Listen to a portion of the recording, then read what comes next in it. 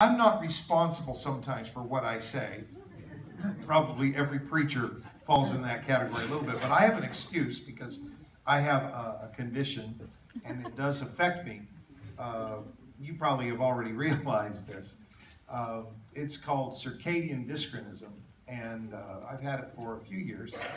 And it kind of comes and goes, and the effects are sometimes not seen very much, and other times they're seen a whole lot.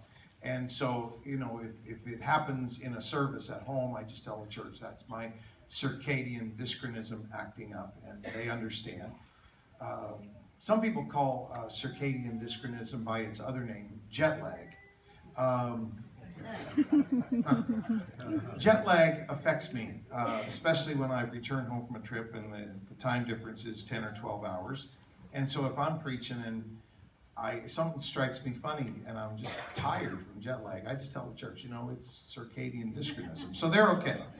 But people get circadian dyschronism not just because of flying on planes. People get circadian dyschronism, which is when your time frame gets out of sync with your body.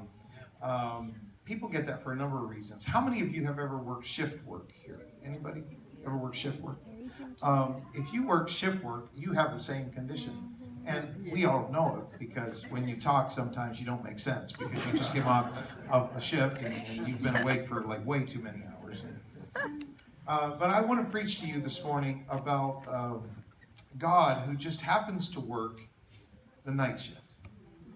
God works the night shift. Psalm chapter 30 and verse 5 tells us that God's anger endureth but a moment.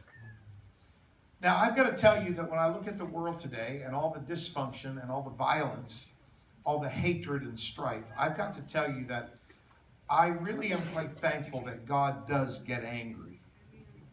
Because there cannot be a heaven unless all of this comes to a stop. Somewhere God has to judge wickedness.